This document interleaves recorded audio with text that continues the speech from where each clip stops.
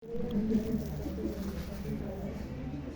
tenemos que hacer en este curso es lo que nos pide. Esto es básicamente como los objetivos del curso, después de la semilla, y están ahí las actividades. Entonces, en teoría, y no solamente en teoría, sino en la práctica, yo diría más, en la realidad, este no es el mismo curso que el siglo pasado, este es un curso más avanzado. Ojo, si sufrieron en el curso pasado, vayan pensándolo bien porque van a sufrir más acá. Este es un curso más avanzado que el curso anterior. El anterior fue hematología general.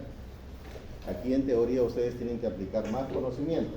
Es decir, si ustedes ven el contenido de las unidades es parecido al curso anterior. ¿Ok? Vamos a estudiar la sede eritrocítica, leucocitaria, trombocítica y hemostática, que es la misma dinámica del curso pasado, con de hematología general. Pero ya nos piden otras cosas. Y esas otras cosas las vamos a ver a lo largo del curso. Cosas como cuáles. Nos van a pedir producto formativo. El producto formativo para mí es el Atlas. Entonces, si no guardaron su Atlas del ciclo pasado, cómprense un nuevo cuadernito para que continúen con su Atlas. Pero ahora ya no es opcional los dibujos. Es decir, antes decían voy a hacer un dibujo, voy a hacer 2 dibujos o 3 dibujos. Tienen que hacer todos los dibujos de todas las láminas que vean.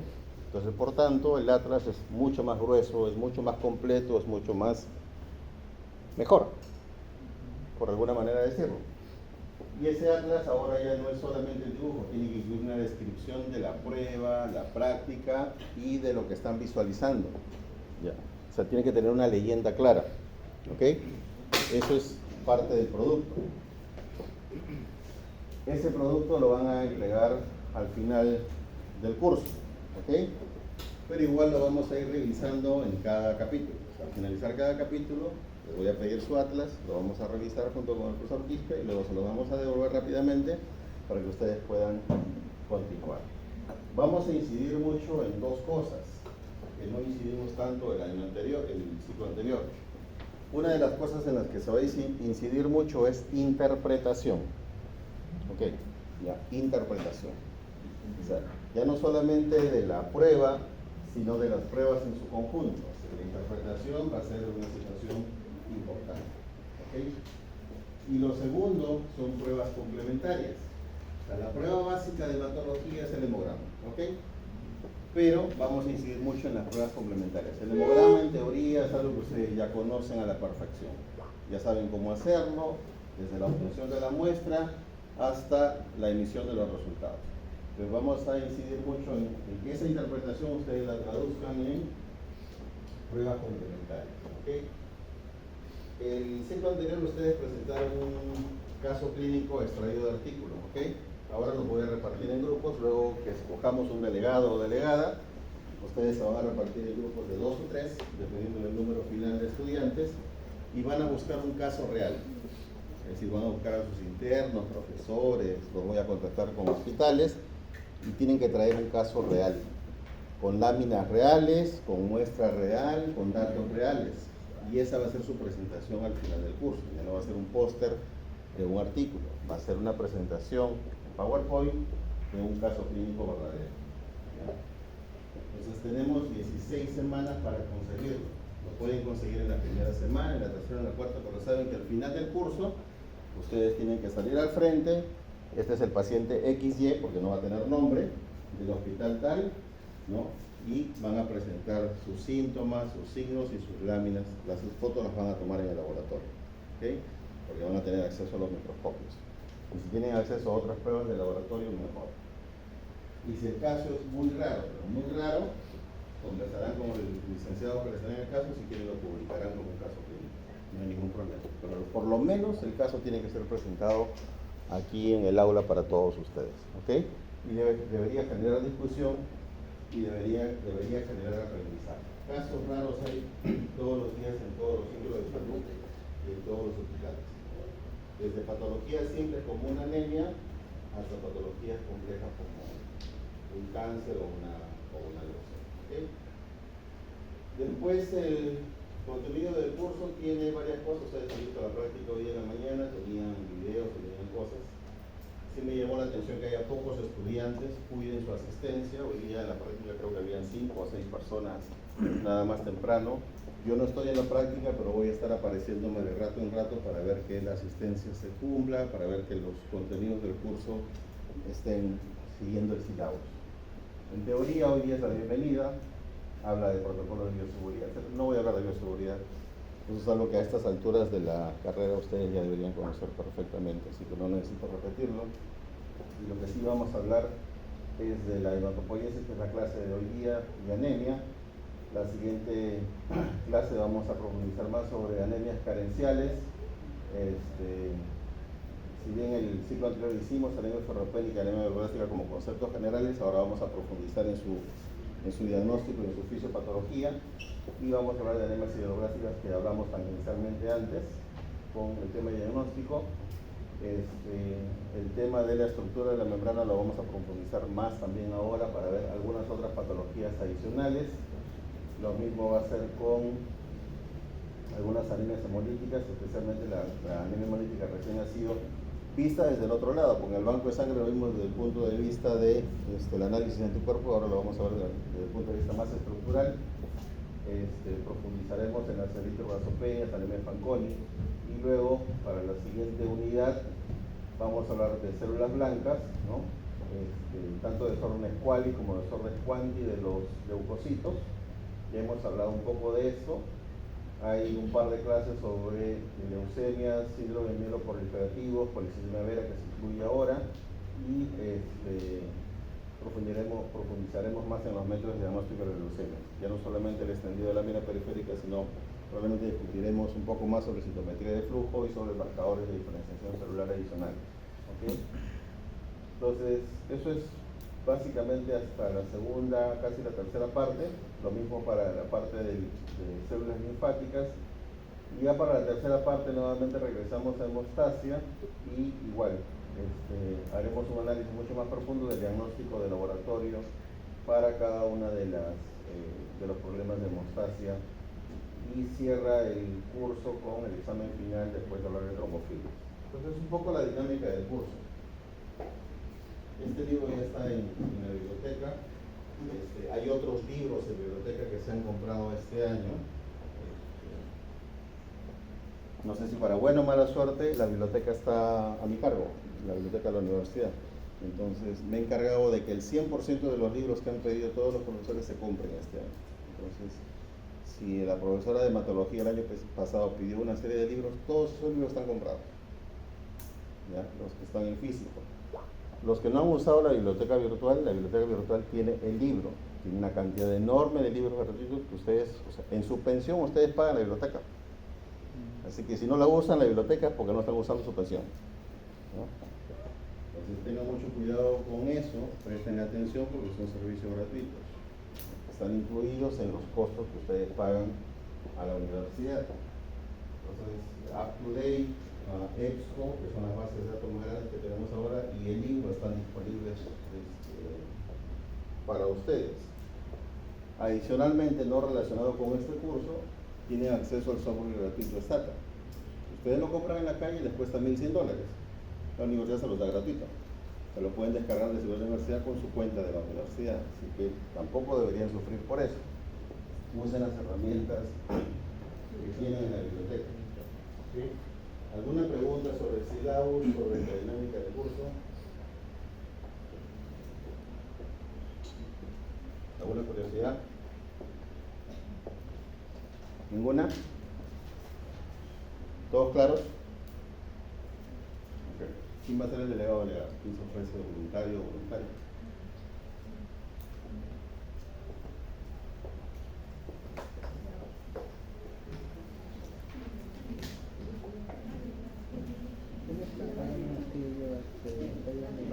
Marjorie, ¿está bien? ¿Todos de acuerdo? ¿Alguien en desacuerdo? Ok, entonces Marjorie es la delegada del curso. Ok, pues ya tenemos delegado, tenemos toda la dinámica del sílabus. Ok, estoy tratando de que haya todos los materiales en el laboratorio, los he pedido con tiempo para que no tengan problema. coordinado por el profesor Quispe para que haya todos los reactivos que haya que tener. Están llegando muchas muestras patológicas todas las semanas al laboratorio, así que las estamos guardando y ustedes ven que las cajas de láminas siguen aumentando. Hoy día el profesor Quispe ha traído como 20 láminas adicionales. La próxima semana llegan varios casos nuevos, así que aprovechen esas láminas. Uno de los grandes problemas del curso 1 es que al terminar el curso, la mitad de ustedes todavía no reconocía células normales. Y eso lo vimos en el último examen. Entonces, este semestre vamos a estar más enfocados en células patológicas que en células normales. Porque en teoría en el ciclo 1 ustedes debieron haber reconocido todas las células normales. Pero igual las células normales están en la caja, así que si por ahí les sobra tiempo, no tienen por qué aburrirse. Tomen la caja, tomen las láminas y revisen. Graben esos linfocitos, graben esos leucocitos, graben esos glóbulos rojos en su cabeza. ¿Ya? Cuando vayan al internado, todos son pacientes o casi todos son pacientes. Entonces casi todos tienen una patología que vamos a mirar en esos pacientes. ¿Okay? Les voy a dejar seminarios. ¿Ya? Que probablemente casi todo el tercero, parte del segundo y tercer capítulo ustedes van a exponer. Y las exposiciones son individuales, ¿ya? No grupales. O sea, cada uno se defiende. Si no asiste al seminario, es una nota menos. Y probablemente sea la nota de una de las tres series.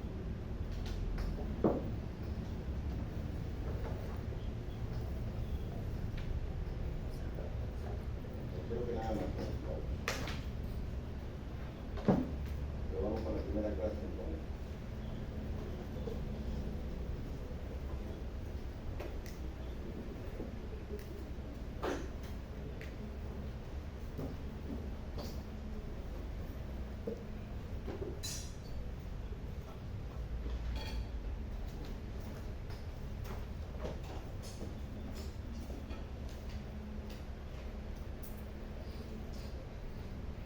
Aurora. Presente.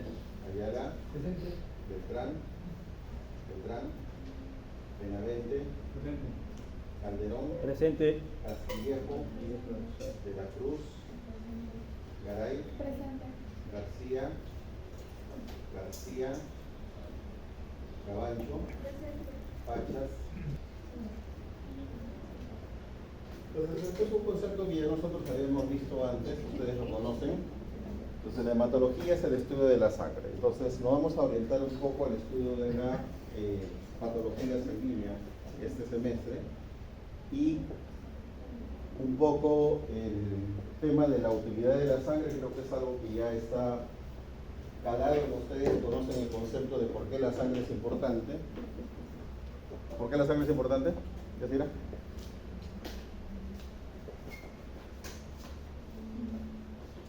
Dame una razón por la que tenemos sangre. No tiene que ser la principal, tiene alguna razón.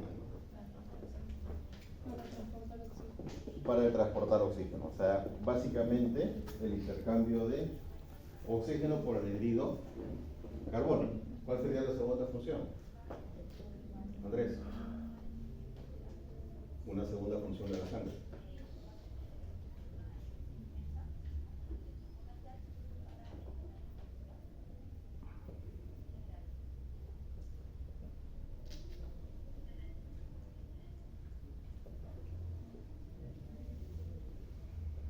Mónica, una segunda función de la sangre.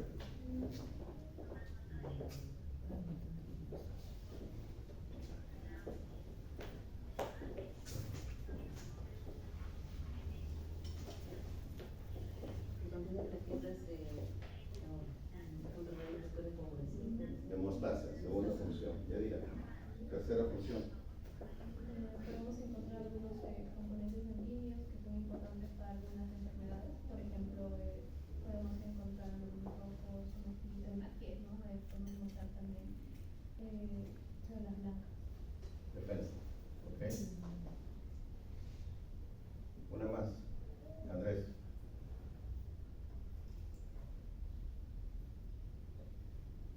Mónica.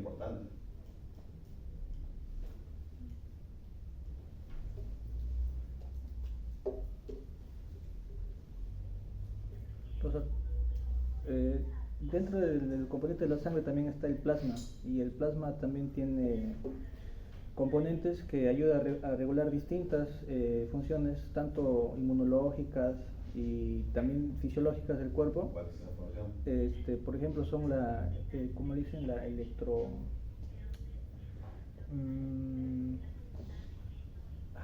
se me fue el nombre. ¿Cuál es la función?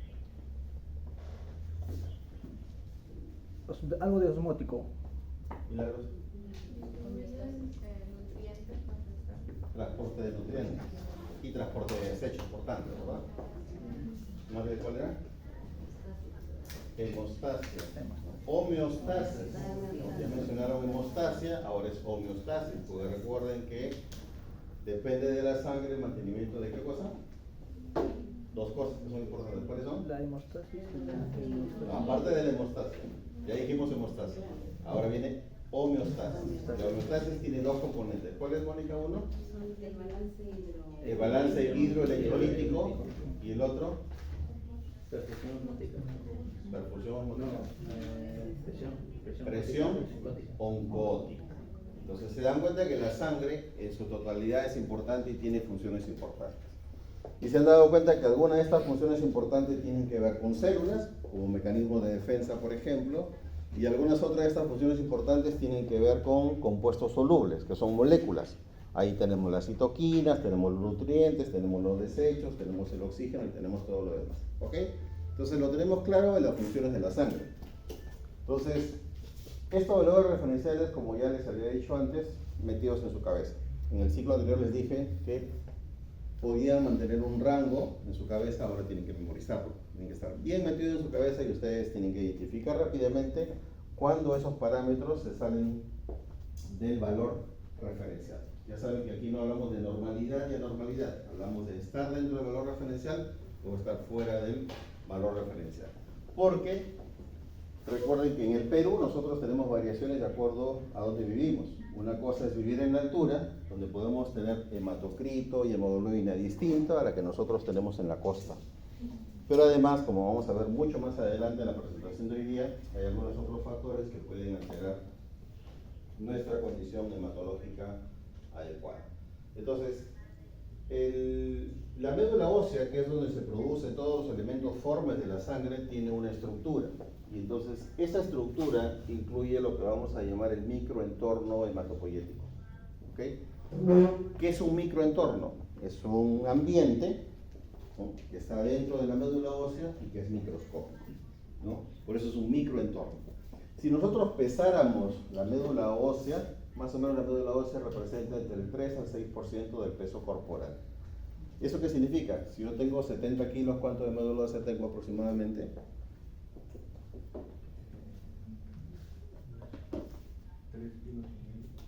Entre 2 a 4, ¿verdad? De 2 a 4 kilos de médula ósea. Entonces, eso lo convierte en uno de los órganos más grandes, ¿no?, después de la piel, ¿no? 2 a 4 kilos. El peso seco podría ser menos, de repente es 1,5 kilos, ¿verdad? Pero es órgano líquido. Ahora, este órgano líquido sabemos que se produce dentro de los huesos.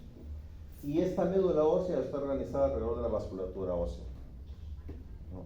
Y entonces nosotros podemos reconocer cordones hematopoyéticos, y estos cordones hematopoyéticos son los que van a llevar la sangre desde la médula ósea, donde se producen los elementos formes, hacia el torrente sanguíneo. O sea, el cordón hematopoyético va a terminar en un vaso sanguíneo. Pero quien alimenta el cordón hematopoyético es este sinusoide, ¿ya? Este sinusoide. En el sinusoide, ¿qué hay? Hay una arteriola que está cerca, que es por donde va a fluir todos los elementos formes. Hay células grasas que están permanentemente ahí. ¿Por qué hay tanta célula grasa en la médula ósea? La grasa, como son adipocitos, da energía. Es proporción de energía. Okay, proporciona energía. Ok, ¿qué más tenemos? ¿Qué más hace la grasa ahí? También puede como forma de sostén de forma para sostener. Un amortiguador, ¿no? Una especie de amortiguador. ¿Qué más? ¿Cuál sería la otra función?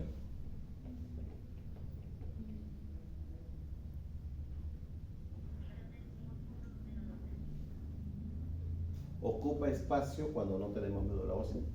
Mm. O sea, si yo empiezo por alguna razón a perder elementos formes, eso se llena de grasa. El hueso nunca está vacío, ¿no? Se llena de grasa. Entonces, si yo tengo una anemia plástica y yo tomo un aspirado de médula ósea, ¿qué voy a encontrar? Grasa. ¿Ya? Y es una sustancia blanca, grasa. Entonces tengo este sinusoide, y este sinusoide es donde básicamente las células madre que están alrededor van a empezar a producir células hijas, y las células hijas van a ser expulsadas hacia el sinusoide, y luego van a entrar al torrente sanguíneo. Y tengo los megacariocitos que van a producir las plaquetas, que también van a depositar las plaquetas producidas en el sinusoide. Pero aquí voy a encontrar muchas células endoteliales protegiendo toda la pared del sinusoide, muchas células que están soportando a esas células endoteliales, que es la parte de la adventicia. O sea, lo verde sería la célula endotelial y lo azul debajo sería la adventicia, o las células que pertenecen a la adventicia. Y luego tengo todos los islotes eritroblásticos. Recuerden que ustedes, cuando ven la médula ósea, probablemente lo han visto esta mañana, los que estaban en la práctica, en la lámina de médula han visto islotes. Si no la han visto, cuando regresen a la práctica la próxima semana, les sugiero que analicen bien esta lámina o estas láminas de médula ósea para que vean los islotes, y se van a dar cuenta que las células rojas están agrupadas. ¿Y tienen que buscar a qué célula para encontrar ese grupo de células rojas? ¿El megacariocito? ¿Megacariocito? No, era como un macrófago. Un macrófago. Un macrófago tisular. tisular. Ajá. ¿Cómo le vamos a llamar a ese macrófago tisular? Histiocito. Histiocito, ajá, histiocito. que es el que distribuye ¿qué sustancia? El hierro. Va a distribuir el hierro para que las células madre hematopoyéticas puedan producir células hijas. Esta figura, ojo, es importante que la tengan metida en la cabeza, porque eso les va a permitir no solamente conocer la fisiología de la formación de los elementos formes, sino básicamente, recordando un poco la histología, van a poder conocer cuál es la estructura ósea que permite que la médula ósea se mantenga sostenida dentro de la estructura del hueso. ¿Okay? Entonces, dependiendo del estadio, ¿no?, en el cual nos encontremos, si estamos en estado fetal o cuando somos niños o somos adultos, van a haber diferentes órganos colaborando para producir la médula ósea, o donde se va a alojar la médula ósea. Entonces, la médula ósea es lo principal. En el adulto o en el joven, huesos largos. Pero cuando somos fetos no solamente son huesos largos, y cuando somos ancianos tampoco son los huesos largos. Luego está el vaso, el hígado, los nódulos linfáticos y el timo, porque no estamos hablando solamente de elementos rojos, sino también de elementos blancos. Recuerden que los linfocitos se van a producir escasamente en la médula ósea, pero sí se producen, pero más se van a producir en los ganglios linfáticos. ¿Ok? Y función completa de todos estos órganos es esto: o sea, producir a las células, madurar a las células y destruir aquellas que no sirven. Ojo, que este es un sistema que se retroalimenta de manera perfecta, es decir, produce células, las hace madurar y las entrena, porque en el caso de las células blancas las entrena, y luego, cuando alguna de estas células no funciona o no sirve, las va a destruir, principalmente a los elementos de la serie roja. Tenemos hematopoiesis y tenemos hemocateresis, que son los dos procesos antagónicos, ¿no? Entonces, toda esta médula ósea genera un microentorno. Ese microentorno hematopoyético tiene toda esta serie de divisiones celulares. Es decir, yo tengo mi célula madre, que es multipotente, ¿no? Esta da origen a cualquiera de todas las células. Y la primera dos estirpes que va a dar origen es a la célula madre mieloide y célula madre linfoide. Ojo, dense cuenta que mi célula madre pluripotente o multipotente, como le llame, mi stem cell, va a producir una célula madre mieloide o una célula madre linfoide. Eso dependiendo de las necesidades. ¿Ok? Entonces eso es importante tenerlo en cuenta. Todas estas células nacen en la misma madre. Y hay una serie de factores que van a permitir que estas células empiecen a diferenciarse. O sea, hay factores que aquí me van a diferenciar la formación de una célula mieloide o una célula linfoide. ¿Cuáles son los importantes? ¿Cómo se llaman? ¿Qué significa SCF, ¿Qué significa IL, FL, perdón, y IL7? La IL es interleucina 7, Factor factor formador de colonias. ¿Factor formador de colonias? Factor- Este no es formador, este es factor estimulante de colonias. colonias, ¿no? Factor estimulante de colonia. Y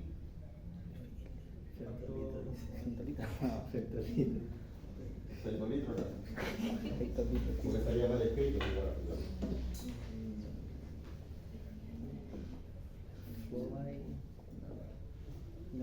Tarea para la casa. Estos tienen que estar grabados en su cabeza. ¿Qué significa SCF, FL y qué es la IL7? Ojo, son las primeras tres sustancias que van a permitir la diferenciación de la célula madre. Luego, una vez que yo tengo la célula madre mieloide y la célula madre linfoide, se dan cuenta que son sustancias distintas las que empiezan a actuar. Pero si ustedes miran, hay más actividad aquí. ¿Por qué hay más actividad aquí? Porque esta célula madre linfoide tiene una ruta absolutamente distinta. ¿Ok? Es como si estuviera encaminada y esta todavía tiene mucho por diferenciarse. Tiene por construir muchas células madre adicionales, porque hay más linajes acá. O sea, acá tengo que ponerse, mira cuántas líneas celulares distintas. Acá solo tengo dos líneas celulares, células B y células T. Nada más. Pero aquí no. Aquí yo tengo que construir más. Entonces yo tengo el factor estimulante de colonias de células madre, ¿no? Tengo factores estimulantes de células granulocíticas, tengo más interleuquinas, porque yo necesito producir más células madre adicionales. Una que se vaya para los megacariocitos, que es la unidad formadora de colonias megacariocíticas, para que me formen los megacariocitos. Y ustedes se van a dar cuenta acá que la interleuquina 6, interleuquina 11 y el factor de crecimiento celular de megacariocitos van a ser claves aquí, para poder producir los megacariocitos. Luego tengo la producción de ¿qué? Glóbulos rojos. Pero aquí entra una citoquina que es hormona, que es la EPO. Ya entra la eritropoyetina. Ojo, si ustedes ven, la EPO no aparece de manera importante en las demás, aparece aquí. Ojo, la EPO también es una citoquina, pero es una hormona también al mismo tiempo. ¿Ok? O sea, muchas citoquinas actúan como si fuera una hormona, pero es una hormona que estimula una sola célula. El concepto de hormona es que yo la produzco en un órgano, la suelto en el torrente sanguíneo y tiene su efector en otro órgano, en otras células. En este caso, la EPO, yo la produzco principalmente ¿dónde? En el hígado. Hígado no, en el riñón. La produzco principalmente en el riñón. Secundariamente se puede producir en el hígado, pero principalmente es el riñón. Y tiene como efecto esto, ayudar en la producción de glóbulos rojos, es decir, no aquí, en la formación de células madres, sino en la maduración y la producción de las células hijas, que es el glóbulo rojo. ¿Ok? Luego tengo esta serie de sustancias, interleuquina 3 y 6 nuevamente. Ojo que acá 3 funciona en la premaduración, pero no en la maduración final. Aquí se funciona en la premaduración también. Y lo que estoy formando son colonias granulomonocíticas para terminar con dos, con neutrófilos y con monocitos. O sea, tanto los neutrófilos como los monocitos tienen el mismo origen. ¿Ya? Tienen el mismo origen. Y luego tengo eosinófilos que vienen de un origen distinto, gracias a IL6, y los basófilos que vienen de un origen distinto, gracias a IL11. Entonces, los estimulantes son distintos para poder hacer la diferenciación a los diferentes tipos de células para la redundancia. Entonces, yo voy a tener células madres megacariocíticas, tengo células madres para glóbulos rojos o hematíes, para las células granulomonocíticas, eosinófilos, basófilos y para mastocitos. Los mastocitos nosotros no los vemos en sangre periférica, pero vienen de la médula ósea. ¿Dónde están los mastocitos? ¿Dónde los ubico? O sea, si los formo en la médula ósea, ¿dónde los termino viendo? En la sangre. Los veo en el tejido. ¿Ya? Por ejemplo, en el tejido subcutáneo hay mucho mastocito. O sea, por eso las alergias tienen expresión principalmente en la piel, porque ahí tengo la gran cantidad de mastocitos, que tienen casi los mismos tipos de gránulos que tienen los basófilos. Se diferencian en algunos compuestos. Y ya luego tengo todas las células madre linfoides que, si ustedes se dan cuenta, aquí hay muchos factores estimulantes y algunas interleuquinas y algunas hormonas. Pero miren cuáles son los estimulantes acá. Casi todos son interleuquinas. ¿Ok? Y salvo algunas diferencias, hacen de que algunas células vayan para hacer células B y otras vayan para hacer células T. Y ya sabemos que las células B terminan como células plasmáticas, que es la célula efectora final, y las células T que se van a diferenciar en células memoria, en natural killer y todo lo demás.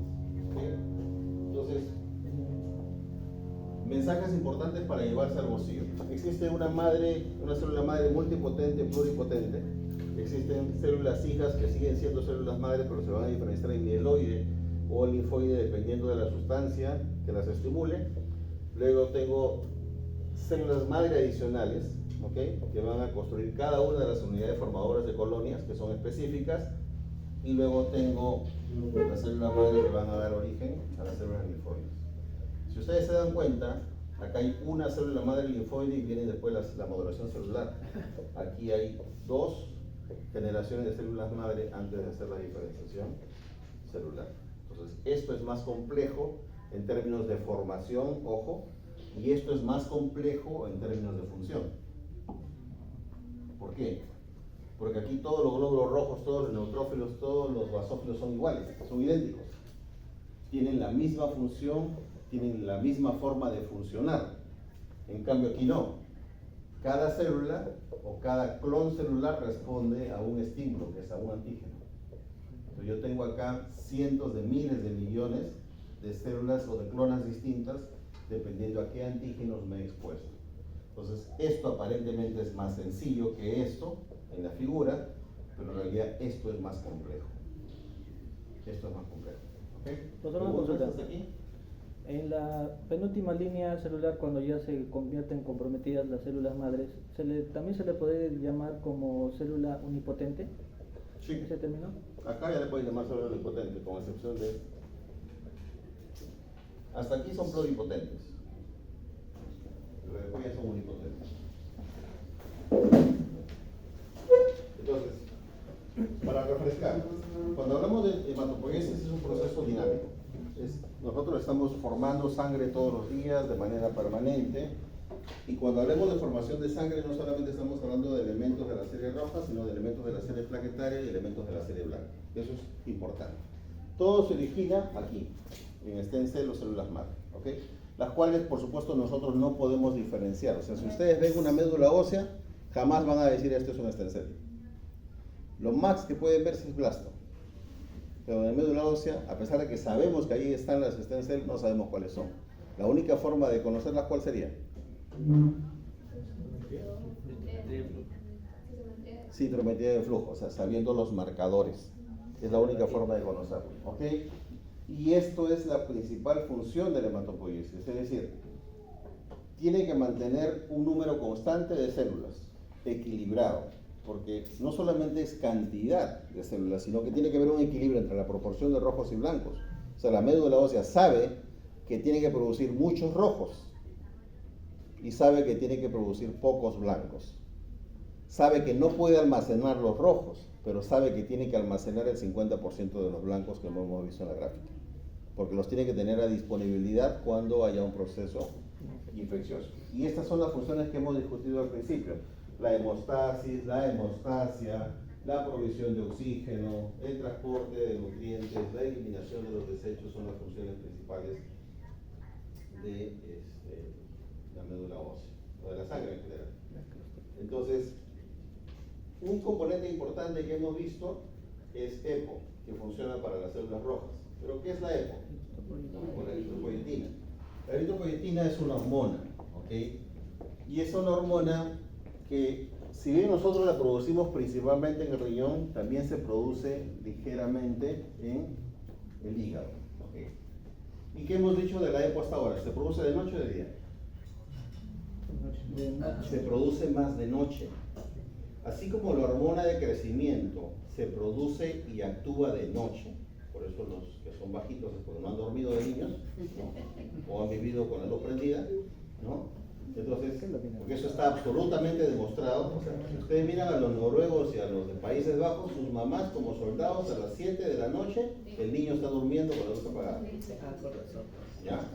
Por eso tienen las tallas más altas del mundo. O sea, el promedio de talla en los Países Bajos es 1,90 m.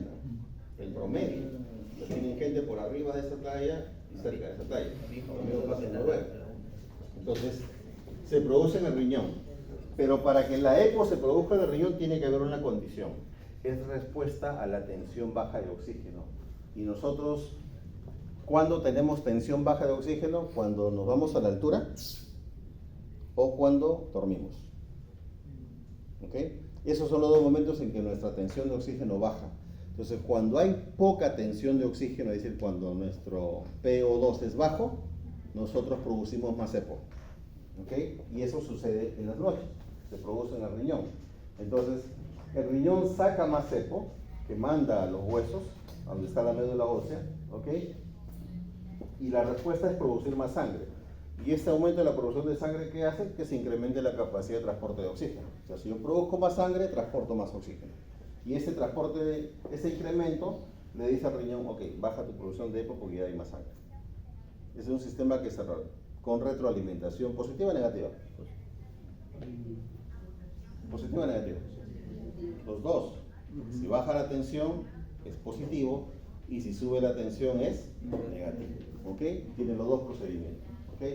Entonces, básicamente lo que pasa dentro del riñón es que las células renales tienen a nivel de su ADN los genes para producir EPO. Hay un proceso de transcripción que se inicia con la tensión baja de oxígeno. ¿Ok?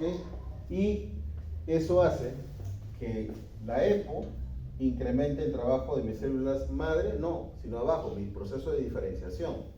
Recuerden que las células madre están en proceso de diferenciación lento, pero incrementa la diferenciación hacia abajo. Y por supuesto van a incrementarse los reticulocitos. ¿Ok? Pero la EPO molecularmente, ¿cómo trabaja? Nosotros tenemos la EPO en todas las células rojas, donde pasa el proceso de diferenciación después de las células hijas. Nosotros tenemos un receptor de EPO, de la eritropoyetina. Este receptor de la eritropoyetina es un receptor proteico que tiene una parte que es el carboxilo y una parte amino. ¿Cuál es la parte que está anclada en la célula, amino o carboxilo?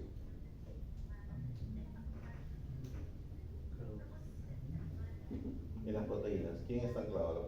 ¿La porción amino o la porción carboxilo? ¿Seguros? No están seguros.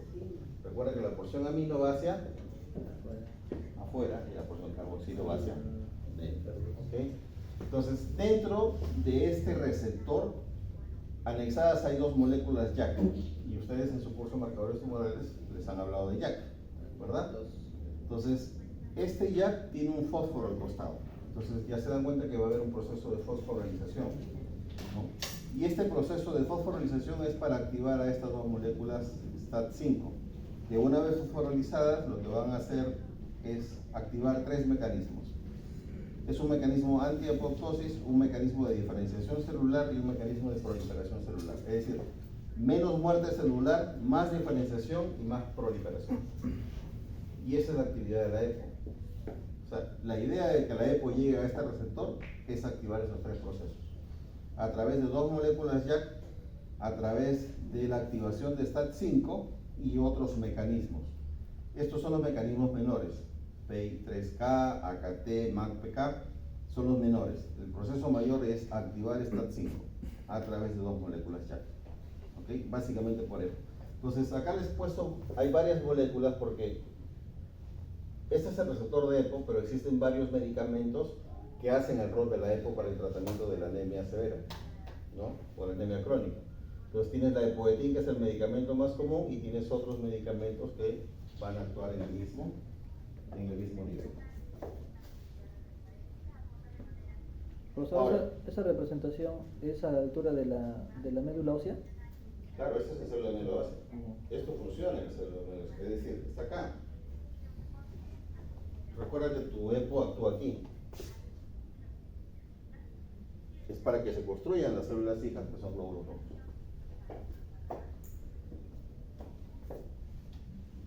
Entonces, nosotros en el laboratorio Esto lo evidenciamos haciendo un extendido de sangre periférica. ¿No? El extendido sanguíneo para nosotros es la principal forma de saber qué es lo que está pasando indirectamente en la médula ósea. Lo vamos a colorear con un derivado de Romanowski que es el RAI, ¿ok? Y nosotros lo que queremos es saber cuántas células hay. Al final, todo ese proceso nosotros lo miramos en una fórmula sanguínea, ¿no? Contamos los glóbulos rojos o contamos los glóbulos blancos. Los glóbulos blancos lo presentamos en un parámetro de fórmulas porcentuales y absolutas, y los glóbulos rojos los vamos a ver desde otro punto de vista que tiene que ver con la forma, que tiene que ver con el tamaño, que tiene que ver con algunas inclusiones y características, ¿ok? Y los tres tipos celulares son los que tenemos que observar, que ustedes los conocen perfectamente, ¿no? ¿Qué son estos? O sea, vamos a observar las células rojas, vamos a observar las células blancas, ¿no? Y vamos a observar las plaquetas. Eso es lo principal. Y pueden venir, como ustedes saben ya, de diferentes maneras y formas, ¿verdad? Entonces, esas diferentes maneras y formas son las que vamos a nosotros a mirar en el extendido de sangre periférica. En la práctica lo vamos a ver con mayor detalle, ¿no? Pero lo que nos interesa a partir de hematopoiesis es que nosotros tengamos personas que tengan un hematocrito adecuado. ¿Ok? Hematocrito adecuado. Y lo vamos a evaluar con el frotis y lo vamos a evaluar con el hematocrito. ¿Ok? Eso nos va a decir más o menos cómo está funcionando esa médula ósea, si hay hematopoiesis funcional o no hay hematopoiesis funcional. ¿Ok? Estos parámetros los conocemos, sabemos cuál es el tamaño del glóbulo rojo, sabemos cuál es el volumen del glóbulo rojo, ¿ok? Sabemos cuál es la forma del glóbulo rojo. Entonces, basado en esos tres parámetros, nosotros podemos evaluar si la persona tiene anemia o no tiene anemia. Es decir, si hay una alteración en el tamaño, sabemos que hay un problema con el glóbulo rojo. Si hay una alteración en el volumen, también sabemos que hay un problema con el glóbulo rojo. Y si hay una alteración en la forma del glóbulo rojo, también sabemos que hay un problema. Y ustedes ya lo saben perfectamente que estas tres alteraciones representan anemia. Es decir, no todas las anemias tienen que ver con disminución. Algunas anemias hay exceso inclusive de las células que se están produciendo. ¿Okay? Entonces, si nosotros miramos orgánicamente la hematopoiesis, tenemos dos periodos grandes: antes de nacer y después de nacer. Antes de nacer, mi médula ósea se produce principalmente en mi saco vitelino hasta los 2 meses de formación, y luego tenemos el hígado y el vaso. Y luego ya viene lo que es la parte de la médula ósea en el hueso, ¿no? Y esa médula ósea, huesos largos durante toda la niñez, adolescencia y juventud, ojo. Pero ya después de los 30, miren dónde está la principal producción de médula ósea. Ojo, ya no está tanto en los huesos largos, hay, pero ya no es el principal. Lo principal está acá: vértebras, esternón y costilla. ¿Okay? Entonces, si yo tengo un adulto y le quiero hacer un examen de médula ósea, ¿cuál es la muestra de dónde saco? Esternón. Y si tengo un niño,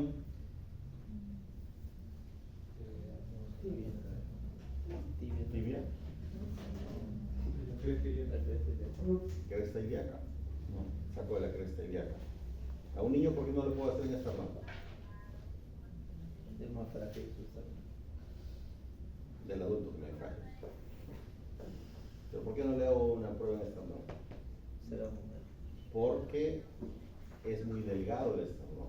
Entonces la posibilidad de perforar el esternón e irme al corazón, el corazón está pegado al esternón, ¿no? Solamente está en la capa de músculos y el corazón está detrás. Entonces la posibilidad de que yo perfore y me vaya hacia el corazón es altísima, con mucho riesgo. Por eso es que no hago esternón en niños, ¿no? Y en el caso del adulto, más o menos se sabe cuál es el grosor del esternón, que es más o menos 1 o 2 centímetros. Entonces yo le puedo poner un tope a la aguja. Pero en el caso del niño, el tope no necesariamente me indica que voy a estar dentro del esternón, puede haber pasado hacia el otro lado del esternón. Porque recuerda que el niño está en formación, y la formación, el crecimiento, el desarrollo no es igual en todos los niños, ¿no? Entonces, por eso es que no me puedo arriesgar. Entonces, la cresta ilíaca, ¿cuál es la zona de la cresta ilíaca donde voy a perforar? Posterior alta. Posterior al. Posterior alta, escuché. ¿Correcto? No, alta. Ubicación, Posterior alta. sí, ¿en qué parte del La cuerpo ubicación. está? Ah, ¿En qué parte de la cresta ilíaca voy a perforar?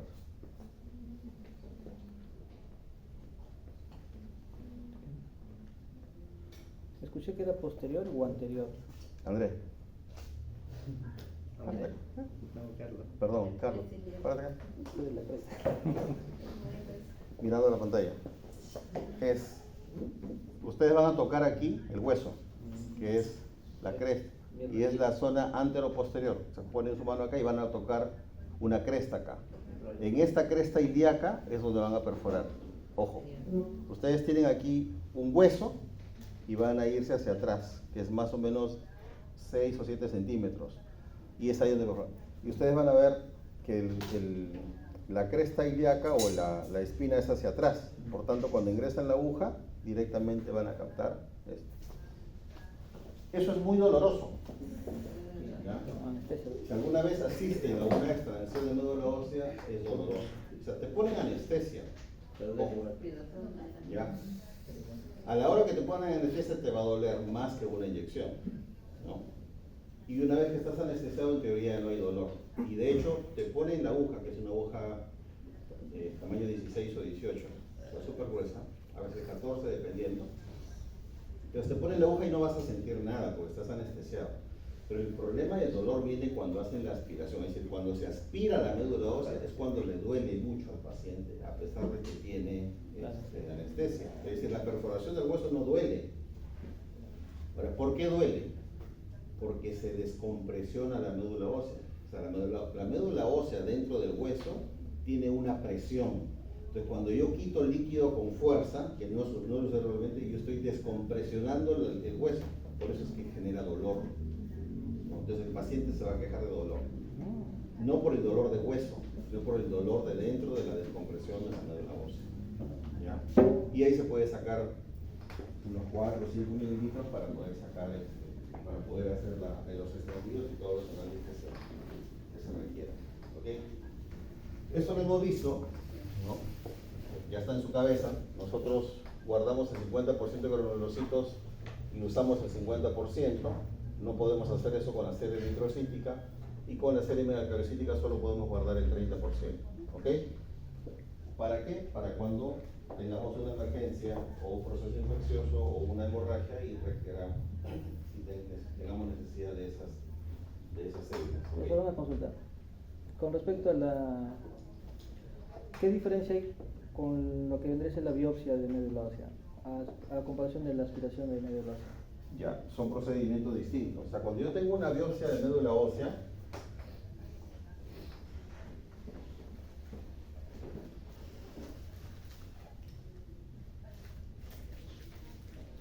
Pero como dicen raspado, biopsias.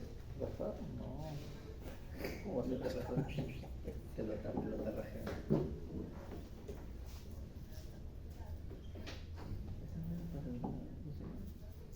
¿Para descendir? El aspirado. o sea, se imagina que tengamos el fémur acá. Si yo tengo acá el fémur, en el caso y acá está mi acetábulo, mi cadera, ¿no? Yo lo que necesito es sacar un pedazo de hueso de aquí. Entonces tengo que cortar y tengo que ingresar para poder, es un procedimiento quirúrgico, para poder sacar un pedazo de hueso. Eso es una biopsia. Esa es biopsia del hueso, ¿no? Si es aspirado de médula ósea, o sea, yo tengo acá la cadera de la parte posterior, yo ingreso aquí. Ingreso con la hoja acá para hacer el aspirado de médula ósea. Ahí no hago biopsia, es aspirado de médula ósea.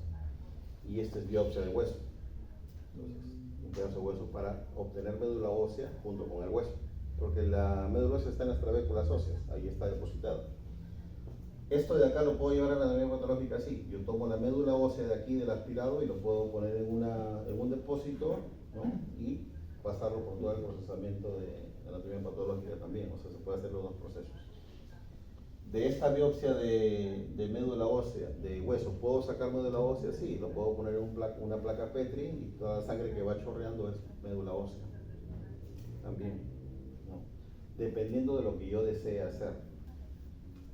Esto va a ir principalmente a anatomía patológica y esto principalmente para hematología, o sea, para hacer el análisis líquido. ¿Okay? Profesor, ¿y ahí lo que se quiere analizar en la biopsia es el hueso?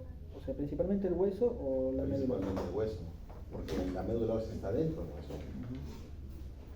están las trabéculas óseas.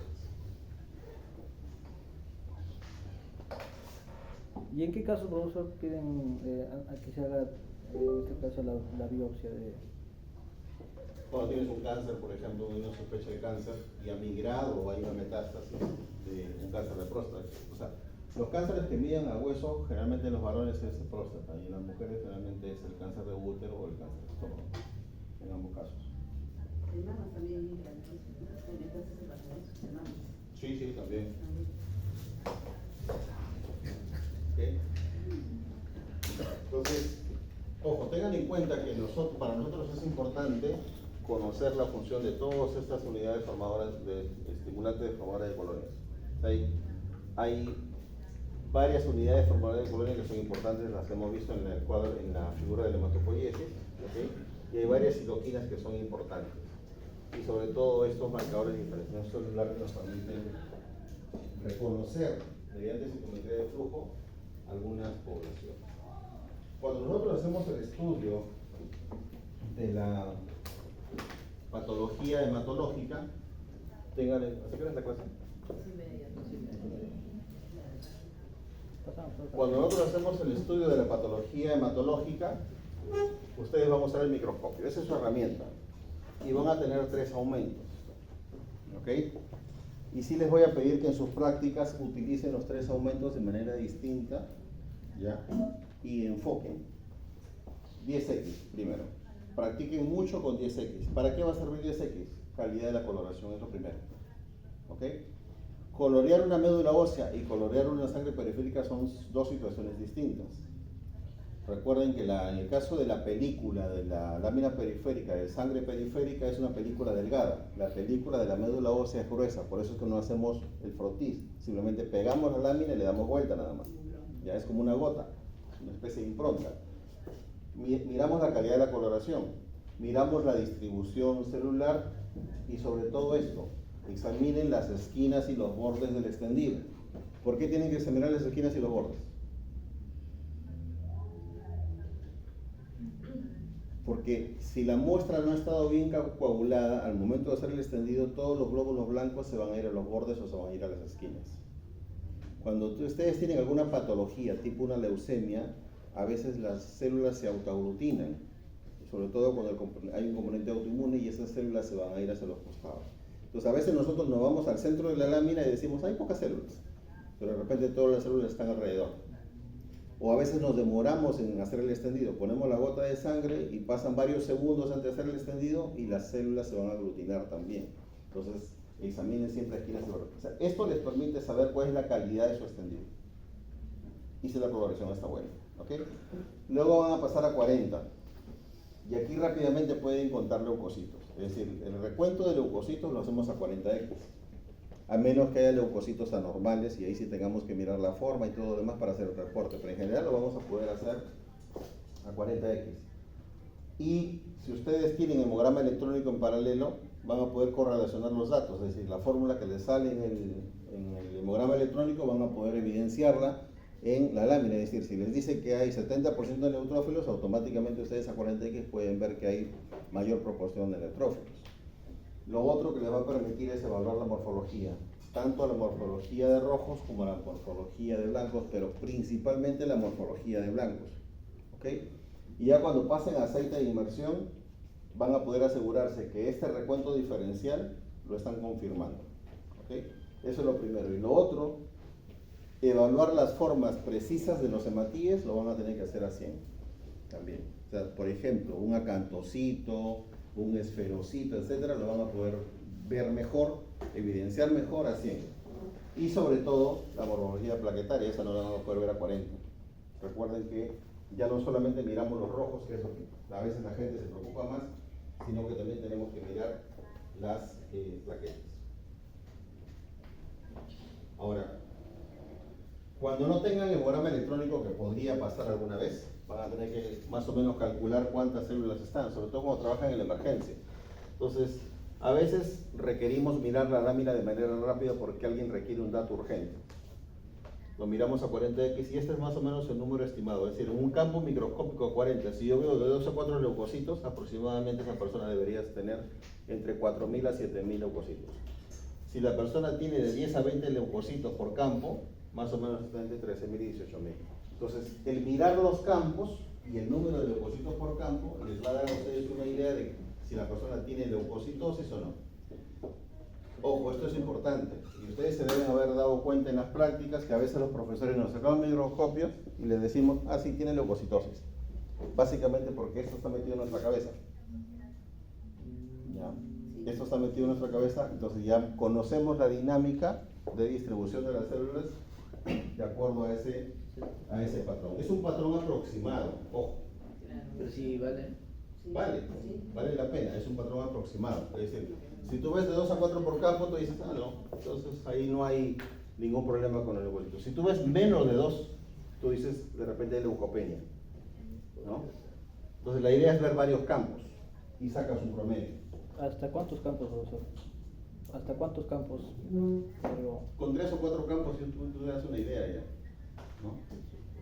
Entonces, recuerda que tú siempre tienes que trabajar. Entonces la idea es que tú trabajas y lees en zigzag, ¿no? Y en esa medida vas buscando los campos en la lámina. Ahora, esto lo hemos conversado ya y hay una evaluación también no solamente de los blancos, sino de la morfología hemática. O sea, recuerden que nosotros catalogamos en cruces de acuerdo al porcentaje de presencia de la morfología de rojos. Normal puede haber, o sea, yo reporto como normal cuando hay menos o hasta 5% de variación en forma o tamaño. Entonces, si hay 1 o 2 macrocitos, no le hago caso, ¿no? Pero si hay de 5 a 10%, ya digo, ok, hay una anisocitosis leve o una poiquilocitosis leve. Y luego voy estableciendo porcentajes para el número de cruces. Si es más del 75% de presencia de células anormales, reporto 4 cruces. Siempre reportamos en cruces.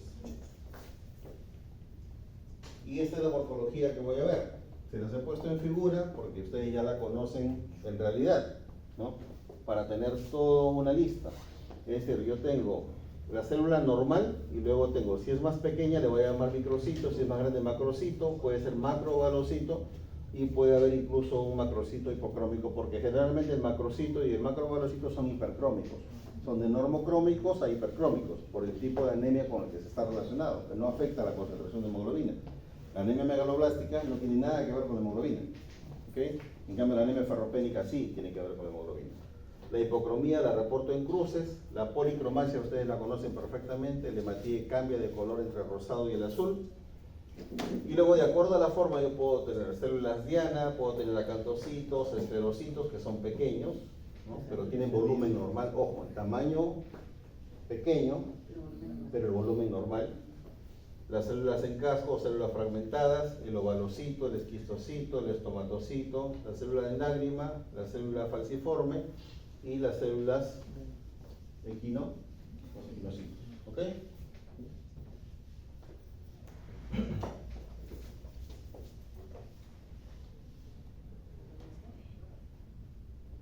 Luego tenemos la aglutinación, que a veces la vemos, cuerpos de papenquema, que sí los hemos llegado creo a ver, anillos de Cabot también hemos visto, punteado basófilo y cuerpo de Howell-Joly que también los hemos visto, ¿ok?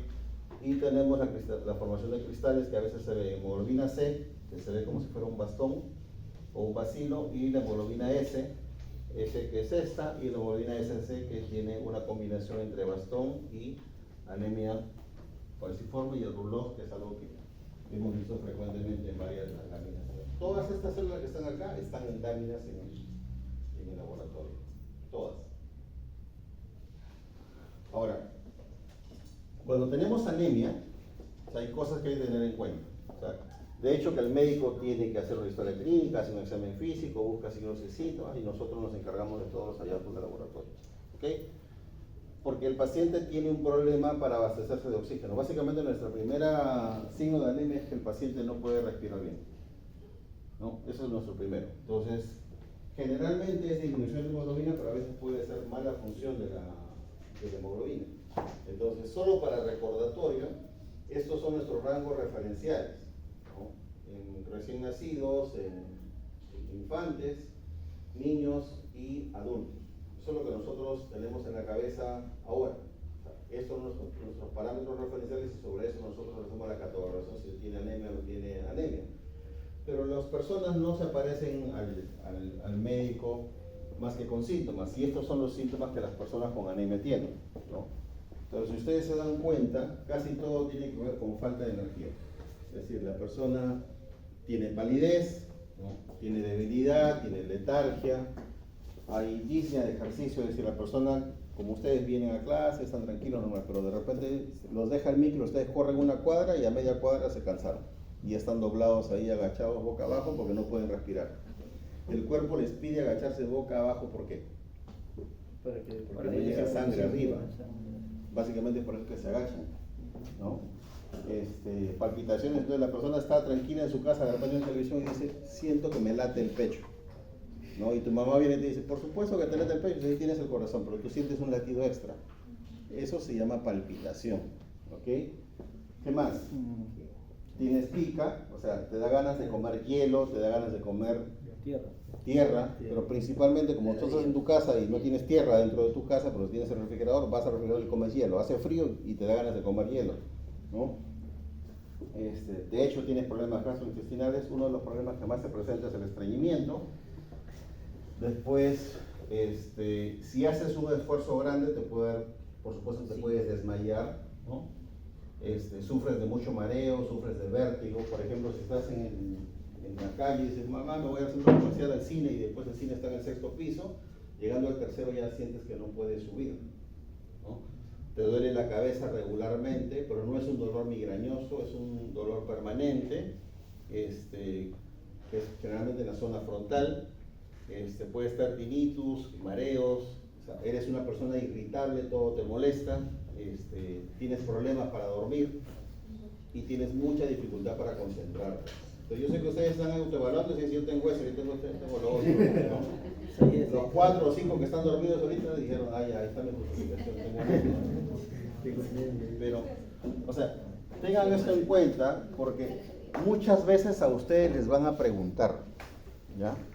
Les van a preguntar. Entonces, la respuesta es, hazte un hemograma. Esa es la respuesta. Por supuesto, no es que todas las anemias sean iguales, no es que la persona porque tiene esto definitivamente va a tener anemia, pero todo esto se presenta definitivamente en las personas que tienen anemia. Ahora, las anemias tienen varias clasificaciones, o sea, hay N clasificaciones. En el curso no vamos a tomar una fija, o sea, puede ser cualquiera de ellas en realidad. Lo importante es que podamos utilizar las pruebas de laboratorio de manera adecuada, para hacer el diagnóstico. Entonces, una de las principales formas de clasificar la anemia es por la cuestión morfológica, o sea, por cómo se ve el hematíe. Y acá nosotros tenemos, ¿no? Lo primero que medimos es hemoglobina y hematocrito. Si la hemoglobina y el hematocrito están bajos, es decir, en las mujeres menos de 12 y en los hombres menor de 14, ¿no?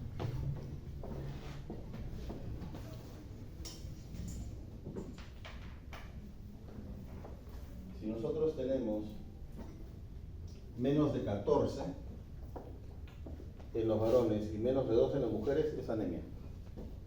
Yo sé que muchas chicas están contentas con su 11.7 y yo les he dicho, una cosa es que nos hemos acostumbrado y otra cosa es que estemos dentro del valor referencial. Porque hay mucha gente que te dice, no, pero yo tengo 11 toda la vida. O hay varones que te dicen, no, yo de 13 nunca paso. De repente es porque no haces el esfuerzo, o sea, como sabes que tienes la limitación, ya no haces ejercicio, no corres, no te levantas, etc.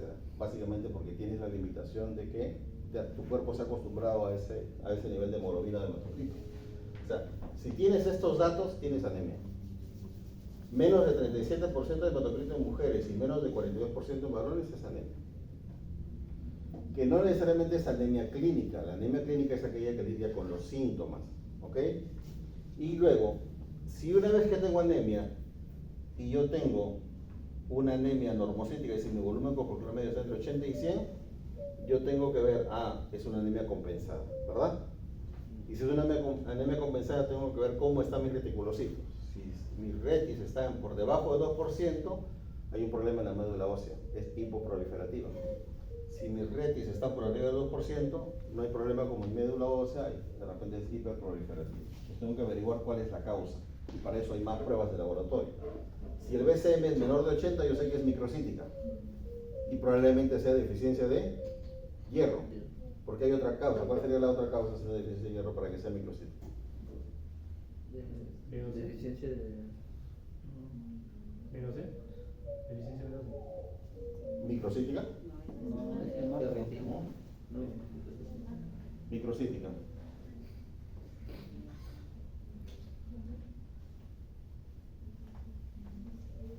Problema renal o la anemia de las enfermedades crónicas, ¿no?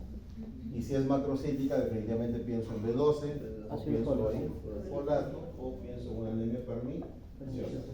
¿Ok? O si no es ese tipo de anemia, me voy a un síndrome mielodisclásico. ¿Ok? Pero más o menos se da cuenta que el BCM me establece la ruta a dónde puedo ir para el diagnóstico, porque a partir de esa ruta yo puedo establecer qué prueba de laboratorio puedo agregar.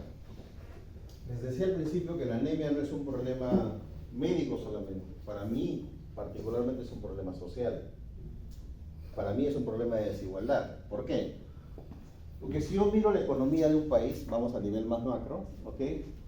Yo tengo que la economía de un país al menos se va a sostener por tres cosas que son importantes hoy en día, ¿no? La cuestión ecológica, la cuestión climática, la cuestión geográfica. Y la cuestión geográfica en el Perú la vemos claramente, o sea, hay mucha diferencia entre tener una hemoglobina, una concentración de hemoglobina en la sierra y tener otra concentración de hemoglobina en la costa, ¿verdad? Es diferente. Pero incluso en la sierra una cosa es vivir en Huancayo, ¿no? O en el Cusco, y otra cosa es vivir en Huancavelica, ¿no? En Huancavelica hay mucha más gente con anemia que en el Cusco. Entonces hay mucha diferencia. Y la diferencia es social, no solamente es biológica, es social. Entonces, ¿por qué? Porque principalmente mujeres y niños son más vulnerables a la anemia que los varones. El varón principalmente tiene trabajo de esfuerzo. Y como hace trabajo de esfuerzo, se alimenta mejor. ¿Ok? En cambio, la mujer y el niño no tienen mucho trabajo de esfuerzo, por tanto, su requerimiento energético es distinto. Y tenemos otro problema social, que es el tema de las dietas. Las dietas de TikTok, la dieta de Instagram, que ninguna está aprobada. La keto. Exacto, ¿no? Entonces, tú tienes una serie de problemas, ojo, que a veces no los vemos y que creo que en la universidad los tenemos que ver. ¿Cuáles son esos problemas que nosotros tenemos que ver con las mujeres y los niños principalmente? Es madres jóvenes. En el Perú solo el año pasado,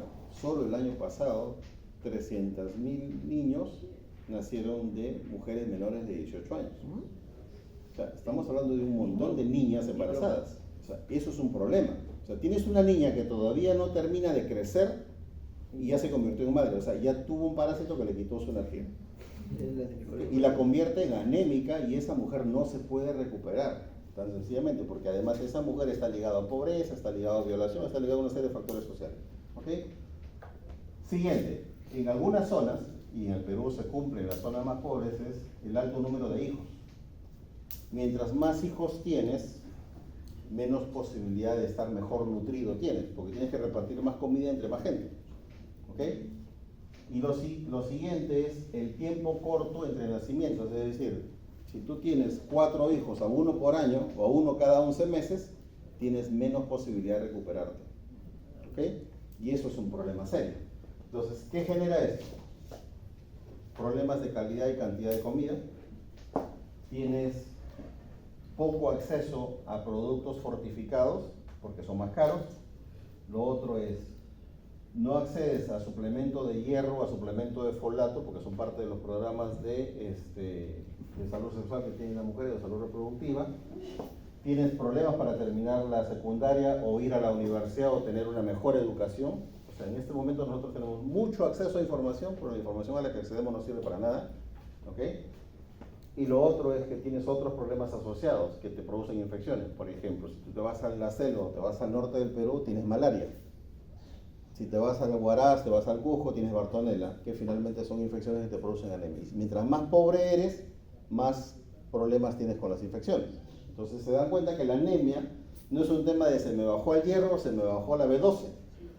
tiene todo un componente social detrás. O sea, no lo soluciono, como yo se los he dicho y critico mucho el programa del Ministerio de Salud, no se soluciona dándole galletas a la gente. Es un problema social mucho más grande. Entonces, si tú tienes mala nutrición y además tienes por ahí algunos desórdenes genéticos que son hereditarios y tienes mucha exposición a agentes infecciosos, tienes anemia, ¿no? Y por eso es que nuestro mapita está acá, en la zona de anemia severa. O sea, si yo califico como anémico al país, o sea, ¿en qué porcentaje de anemia estoy? Mi país tiene anemia severa. Y eso es serio.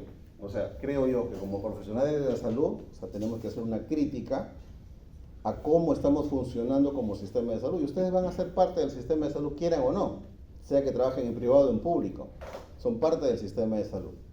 O sea, nuestra función es hacer la prueba de laboratorio, sí, perfecto. Pero mi función educativa a partir del resultado de la prueba de laboratorio es clave. Empieza desde casa y termina con el paciente, termina con todas las personas que están alrededor.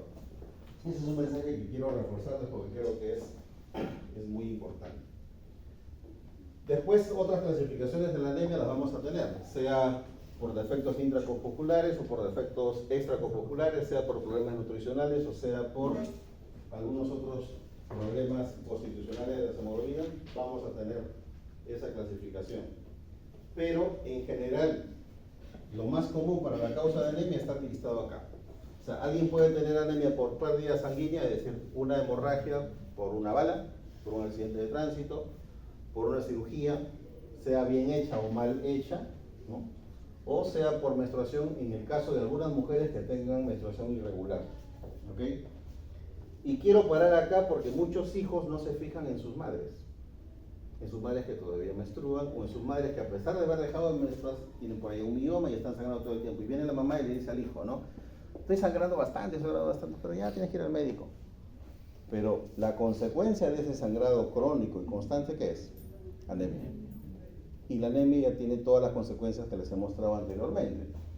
Luego puede haber destrucción de glóbulos rojos, la cual puede ser inmune o no inmune. Puede haber deficiencia nutricional que tiene que ver con la correcta nutrición. Puede haber cáncer o infección. Esto es mucho más común hoy en día. Ojo, si ustedes miran las estadísticas del Perú o de cualquier otro país del mundo, década del 60, década del 70, el siglo pasado, no había tanto cáncer como hay ahora. ¿Qué está cambiando? Varias cosas, pero esto tenemos mucho más ahora. Recuerden que en el Perú mueren más mujeres con cáncer que varones con cáncer. ¿Okay? Es una de las primeras causas de muerte en mujeres y mujeres jóvenes. Infecciones, tenemos casi todas. Hidrocarburos, que estamos muy expuestos nosotros, medicamentos, radiación, el envejecimiento, ese es otro problema. Perú se está volviendo un país viejo, no hay niños, casi nadie quiere tener hijos, tenemos más, y encima vivimos más, entonces más envejecimiento, más anemia en la tercera edad y los defectos hereditarios que nunca faltan y las causas desconocidas que tampoco nunca faltan. Y las pruebas comunes en las cuales nosotros vamos a darnos soporte de laboratorio son la básica, hemoglobina, hematocrito. Esto, por favor, de memoria. O sea, no me pregunten, profesor, ¿va a venir en el examen constante? Va a venir. Vayan comprando su calculadora, no van a poder calcular con el celular. Guerra avisada no mata gente. Pueden traer su calculadora al examen y de hecho les quiero que traigan su calculadora. Cuesta 10 soles. El examen de sangre periférica es importante. El recuento de reticulocitos corregido y sin corrección. Esas fórmulas deben estar en su cabeza también. Y la biopsia y extendido neuróse que han revisado esta mañana. Y las pruebas complementarias, que van desde electroforesis de hemoglobina hasta prueba de antiglobulina, prueba de fragilidad osmótica, enzimas palmatíes, perfil de hierro, folato y B12. Preguntas para ustedes, antes de acabar. ¿Quién me quiere contestar? Son 4 preguntitas.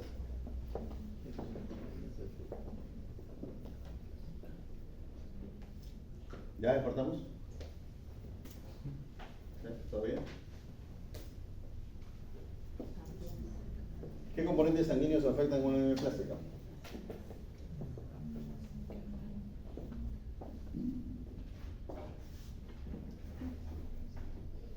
Hemos hablado de anemia plástica, ¿verdad? Lo rojo. La plástica roja cuando es un cáncer. Principalmente la serie roja. Serie roja.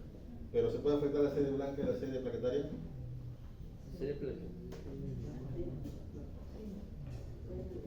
Sí, también se pueden afectar. O sea, podemos tener pancitopenia, si es que las 3 líneas están agotadas.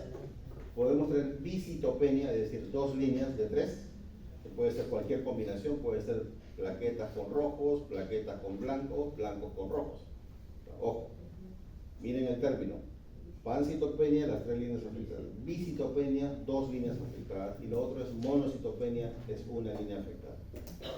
Generalmente llamamos anemia plástica a la deficiencia de rojos. ¿Ok? Pero a veces la anemia plástica afecta a toda la médula ósea. Es decir, cuando entramos a la médula ósea a sacar médula del aspirado, sale seca.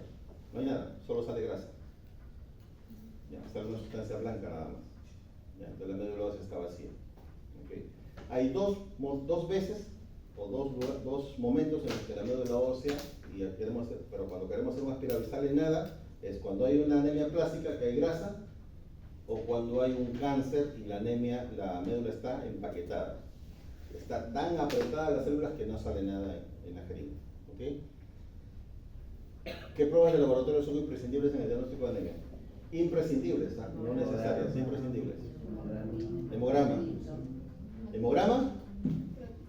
Hemograma. Hemoglobina y hematocrito. Imprescindible. No necesito la fórmula, ¿verdad? Okay. Hemoglobina y hematocrito. ¿Qué más?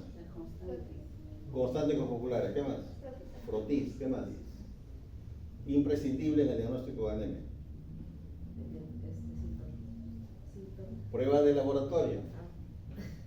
Los que son para la ferritina, para el hierro. Imprescindible.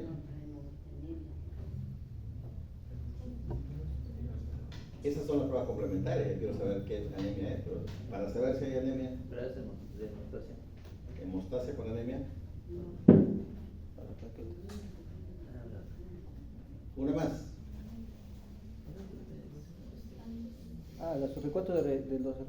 Ya dijeron constante cosmocular, ya dijeron hemoglobina hematocrito, ya dijeron el fortis, la media periférica, ¿qué más? Recuento de reticulocitos. ¿Okay? Ya. Entonces, esos son imprescindibles para saber si hay anemia o no hay anemia, porque el reticulocito me dice si la médula está respondiendo o no está respondiendo. ¿Okay? ¿Por qué es importante determinar la causa de la anemia antes de iniciar tratamiento?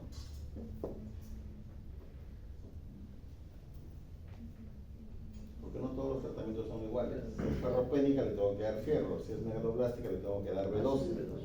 ¿Okay? Si es aplástica, le tengo que transfundir. ¿No? ¿En qué tipo de anemia estarían reducidos los reticulocitos? ¿Qué tipo de...? Plástica. ¿En cuáles? Plástica. Aplásica. ¿Qué más? Anemia refractaria, síndrome mielodisplásico. ¿Okay? Anemia por... ¿Qué más? Reducidos los reticulocitos. Por falta de hierro también. ¿Por falta de hierro? ¿Están reducidos o no están reducidos? Una más. Regenerativa. A regenerativa. ¿Ok? Anemia A regenerativa. Muy bien. ¿Preguntas? Ok. Pues nos vemos la próxima semana.